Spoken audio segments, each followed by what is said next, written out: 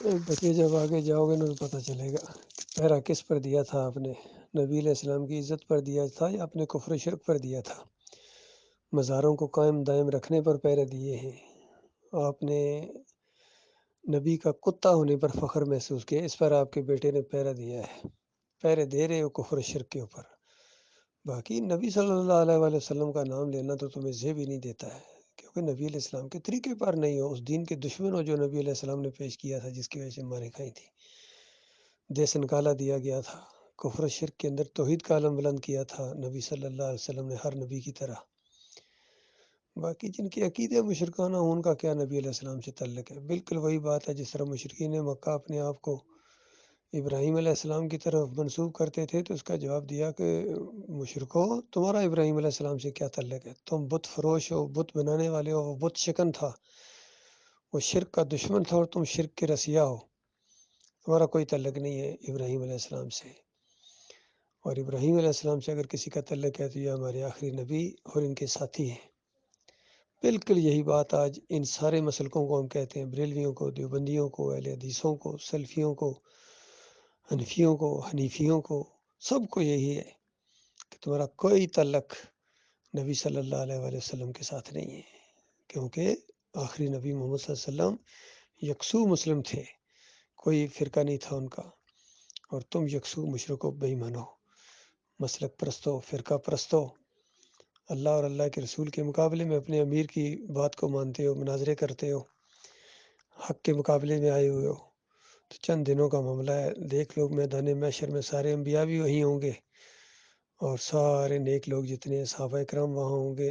محدثین جو صحیح حق پر گزرے ہیں، امام بخاری رحمۃ اللہ علیہ، ابو حنیفہ رحمۃ اللہ علیہ فقی، اور امام المحدین، گویا اس طرح شرک کے یہ دشمن گزرے ہیں،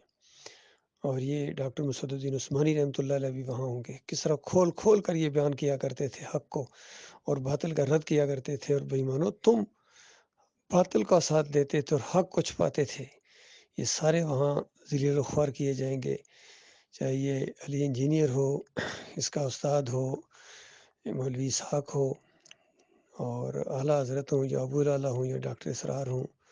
تقی عثمانی ہوں، یا جتنے بھی ہیں، یہ سارے کے سارے وہاں ذلیل و خوار کیے جائیں گے، جو شرک پر مریں گے۔ جو زندہ ہیں ان کے لیے بھی ایک موقع ہے تلافی کا، لیکن جو مر گئے ہیں ان کے لیے تلافی کا کوئی موقع نہیں ہے جب تک میدان محشر میں اللہ کے دربار میں یہ فیصلے نہ ہوں۔ اس لیے جو بھی یہ شرک پھیلا کے مرے ہیں، کفر شرک کی حمایت کر کے مرے ہیں، ان کی وکالت کر رہے ہیں، یا ان کو اپنا امام مانتے ہیں، ان کی مساجد میں چندے دیتے ہیں، کفر شرک پھیلانے والوں کو اپنا لیڈر مانتے ہیں، امیر جماعت مانتے ہیں، ہمارا ان سے کوئی تعلق نہیں ہے بھائی، بالکل جہاں تک یہ آواز پہنچے لوگوں گواہ رہنا، اور ہمارا مالک بھی اس بات کے اوپر گواہ ہے۔ ہم تو اس دین کے قائل ہیں جو تمام انبیاء نے اختیار کیا، اور آخری نبی صلی اللہ علیہ وآلہ وسلم کی گویا مور اس کے اوپر لگ گئی، کہ پہلے نبی کی بھی یہی دعوت تھی، آدم علیہ السلام کی بھی، اور آخری نبی کی بھی یہی دعوت ہے محمد صلی اللہ علیہ وسلم کی۔ وَلَقَدْ بَعَثْنَا فِي كُلِّ أُمَّةٍ رَسُولًا أَنِ اعْبُدُوا اللَّهَ وَاجْتَنِبُوا الطَّاغُوتَ۔ ہر امت کے اندر، جس علاقے کے اندر، جس دور کے اندر جو نبی مبعوث کیے گئے ہیں، ان کی یہی دعوت ہے کہ اللہ کی بندگی کرو اور طاغوت کا کفر کرو۔ باقی یہ کہنا کہ پچھلی امتوں میں سجدہ تعظیمی جائز تھا، یہ بہت بڑی جسارت ہے۔ یہ کہنا گویا یہ چاہ رہے ہیں پچھلی امتوں میں شرک جائز تھا،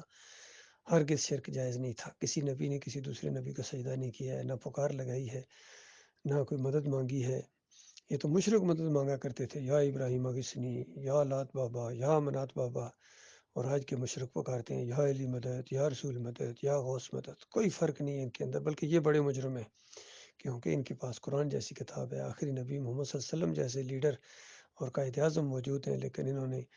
آخری نبی صلی اللہ علیہ وآلہ وسلم کی پیروی کی بجائے اپنے اکابرین کو، صوفیوں کا دفاع کیا ہے، ہر ایک اپنے مسلک کے لیڈر کو لے کے چل رہا ہے، اللہ کا مقابلہ کر رہا ہے۔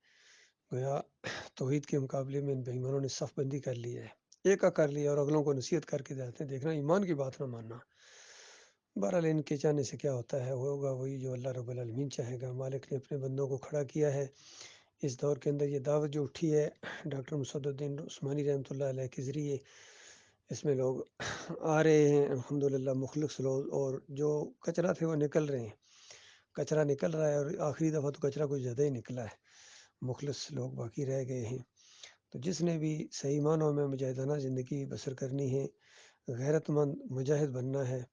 وہ ڈاکٹر عثمانی رحمۃ اللہ علیہ کی تقریریں سنا کرے، نیٹ کے اوپر موجود ہیں،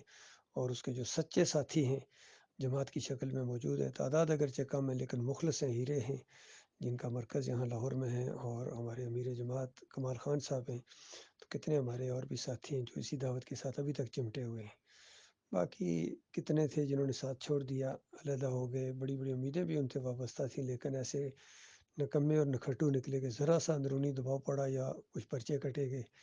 یا کوئی دنیا کے لالچ میں پیچھے ہٹ گئے، انہوں نے راستہ بدلی کرنے کی کوشش کی ہے، اس دعوت کے اندر ٹیڑھ پیدا کیا ہے۔ ہمارا ان کے ساتھ بھی کوئی تعلق نہیں، ان باغیوں کے ساتھ، ان مرتدین کے ساتھ، اور ان اللہ کے ناشکرے اور غداروں کے ساتھ۔ ہم تو اس دین کے اوپر قائم ہیں، ایمان خالص کے اوپر، انشاءاللہ اسی کے لیے جئیں گے اور اسی کے لیے مریں گے، آخری لمحے آخری سانس تک ہم اسی ایمان خالص کے اوپر قائم رہیں گے۔ ہمارا مالک ہمیں قائم رکھے گا، ہمیں اللہ سے بڑی امیدیں ہیں، وہ بہت قدردان رب ہے۔ اللہ تعالیٰ ہماری رہنمائی فرمائے، اور مخلص اور باصلاحیت ساتھی ہمارے ساتھ اللہ تعالیٰ کرے، ہمارے دلوں میں ان کی محبت ہو، ان کے دلوں میں ہماری محبت ہو، عزت اور احترام ہو اپنے مالک اور خالق کی عزت اور احترام کی وجہ سے۔ اللہ تعالیٰ ہم سب کو اپنے دین کا کام کرنے کی توفیق عطا فرمائے۔